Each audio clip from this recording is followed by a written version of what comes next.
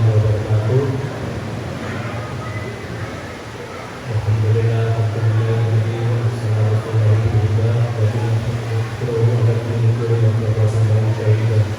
asyhadu an la ilaha illallah, asyhadu anna Muhammadar Rasulullah. Allahumma sholli ala sayyidina Muhammad wa ala sayyidina Muhammad.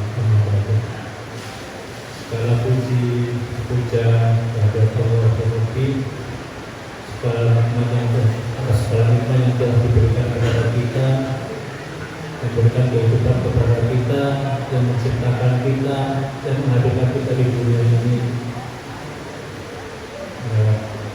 Kemudian kita sampaikan salam sholawat kepada Tuhan kita Nabi besar Muhammad Sallallahu Alaihi Wasallam atas segala jeripayah beliau sepanjang hidupnya mencurahkan untuk menghadirkan dinul Islam atau jalan Islam ini kepada kita sampai sekarang.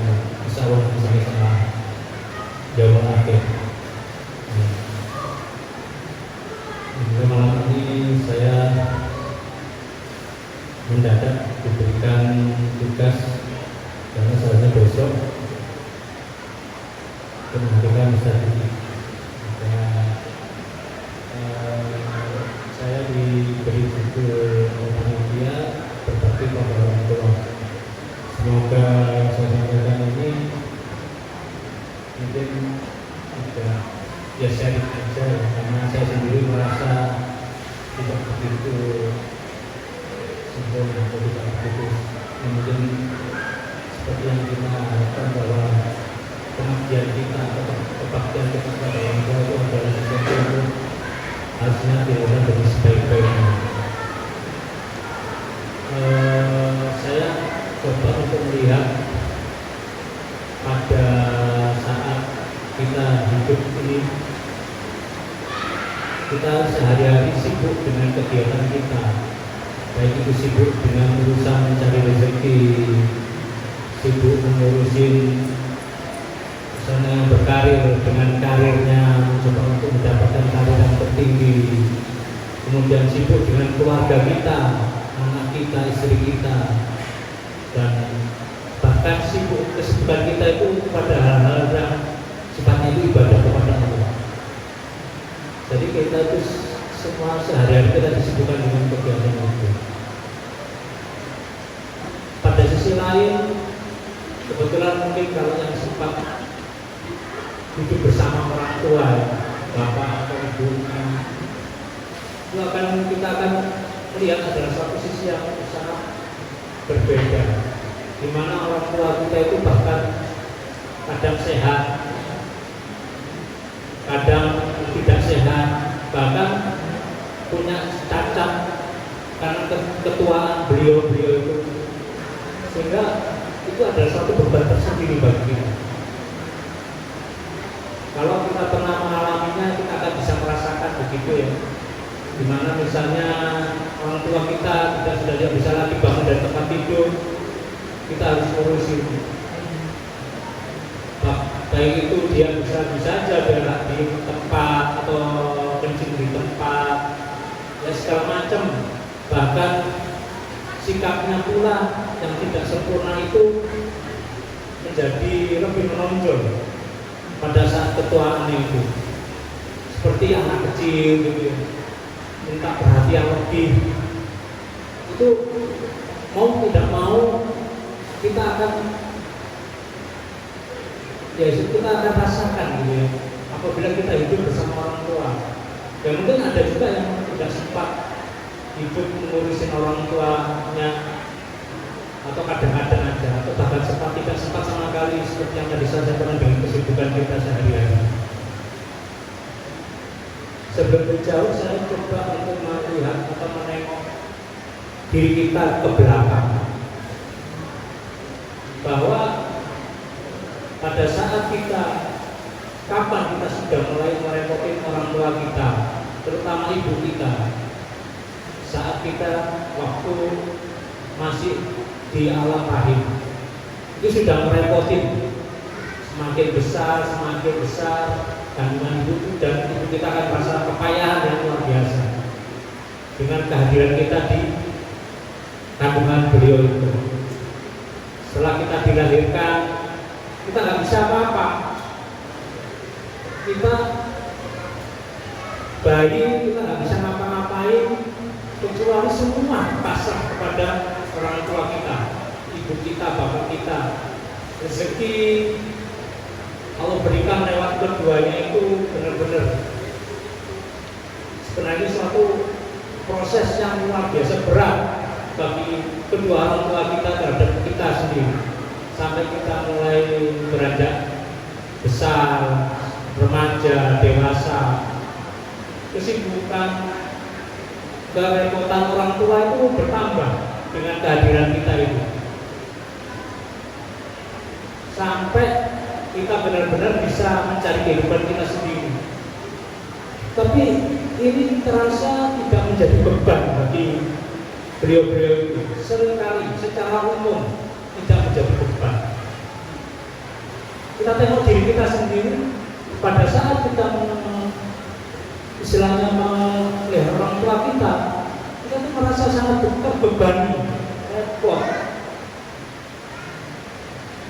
Sampai kita sendiri itu kadang-kadang mengeluh gitu ya dengan kehadiran orang tua kita di rumah kita ini. Sungguh ini sangat bertolak belakang dengan orang tua kita terhadap kita pada saat ini. Gimana posisi agama kita melihat hal ini? Itu adalah hal yang sangat menarik karena ternyata Allah sendiri itu sangat tegas dalam hal ini terhadap sikap kita kepada kedua orang tua kita itu sangat tegas sekali. Bahkan beberapa kali perintah kepada iman kepada Allah itu dan berbakti kepada orang tua itu berdekatan, sangat berdekatan perintah itu. Seperti surat Al-Isra ayat 23, Allah berfirman, dan Tuhanmu telah menentangkan kamu agar kamu jangan menyembah selain Dia dan hendaklah berbuat baik kepada ibu bapa. Jika salah seorang di antara keduanya atau keduanya sudah berusaha lanjut dalam kemudaanmu, maka sekali-sekali janganlah kau mengatakan kepada keduanya berkata dan janganlah kau membentak keduanya, dan ucapkanlah kepada keduanya perkataan yang baik. Ini kadang-kadang sangat bertentangan dengan fakta yang kita alami sendiri. Bukan hanya yang kita sampaikan, bahkan kesalahan itu kita sampaikan kepada kedua orang tua kita. Padahal mereka memang kondisinya sudah sangat tidak mampu atau kelemahan-kelemahan beliau itu semakin menonjol dalam kehidupan ketuaan mereka. Bahkan Allah itu mengingatkan kita akan pengorbanan beliau. Di surat Al-Isra itu juga Allah mengatakan, dan rendahkan dirimu terhadap keduanya dengan penuh kasih sayang, dan ucapkanlah, wahai Tuhanku, sayangilah keduanya sebagaimana mereka telah mendidik aku pada waktu kecil. Ini kita diingatkan bagaimana kita waktu kecil itu dipelihara oleh kedua orang tua kita. Bahkan seandainya orang tua kita itu berbeda keyakinan dan akidah dengan kita pun tetap harus masih menghormati beliau-beliau itu. Itu demikian tingginya.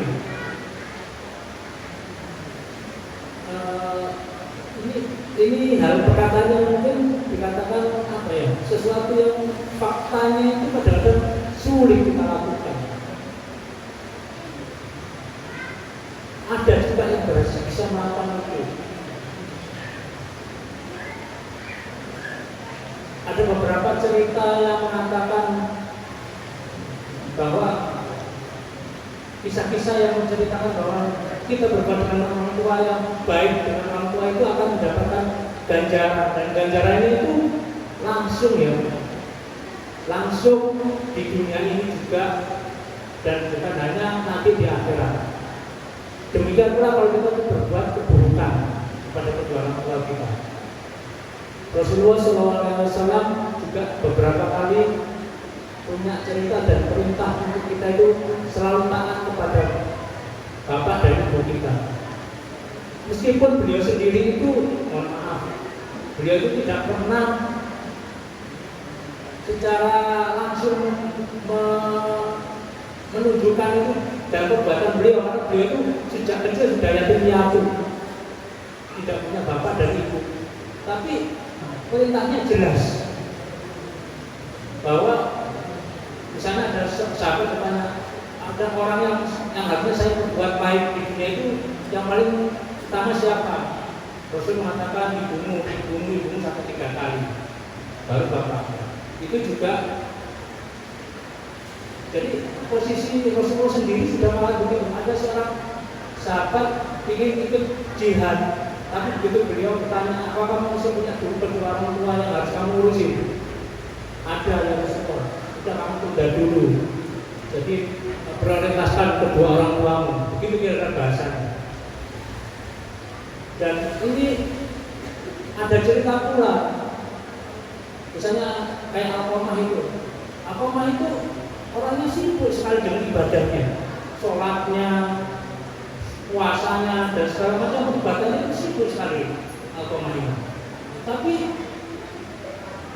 Masya Allah, jadi waktu beliau itu mau meninggal, nanti sakaratul maut, beliau itu tidak mampu mengucapkan syahadat, la ilaha illallah, itu tidak mampu. Ini jangan keluh dan tidak bisa mengucapkan itu. Rasulullah pun bertanya, apakah dia pernah menyakiti ibunya? Yang dua orang tua dari ibunya, apakah dia pernah menyakiti? Ternyata statement Rasulullah dibenarkan. Dan ini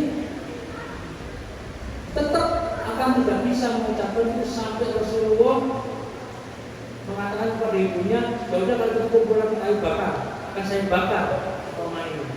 Ibunya tetap sebagai ibu tidak akan tega melihat anaknya dibakar. Akhirnya dia maafkan dan akhirnya Alqamah bisa sampai pembusan atas terakhir dengan mengucapkan la ilaha illallah kalimat tauhid. Di sini saya cuma mau menyampaikan bahwa fakta kehidupan kita di hari-hari kita itu tidak akan lepas dari situasi ini. Dan tuntunan dari Allah dan Rasulullah sudah sangat jelas bahwa kita harus menghormati kedua orang tua kita itu dengan sangat, perintahnya itu sangat dan tegas sekali. Dan bahkan berbagai macam hal cerita tentang orang yang tidak menghormati kedua orang tuanya itu akan diganjar langsung di dunia ini. Demikian pula orang-orang yang berbuat baik kepada kedua orang tuanya.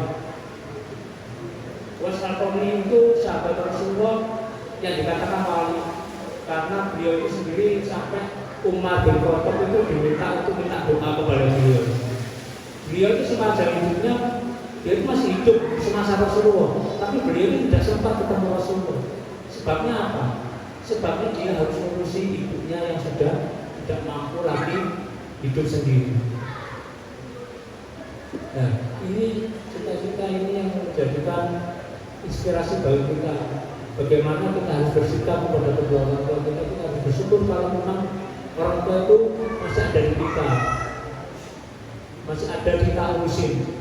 Sangat rugi katanya di dalam hadis juga, apabila seorang hamba atau seorang manusia punya orang tua, tapi kedua orang tua kepunyaan dengan kedua orang tuanya itu tidak mampu mengantarkan beliau itu ke surga, sangat rugi. Itu pernah ada di hadis juga sampaikan oleh Rasul.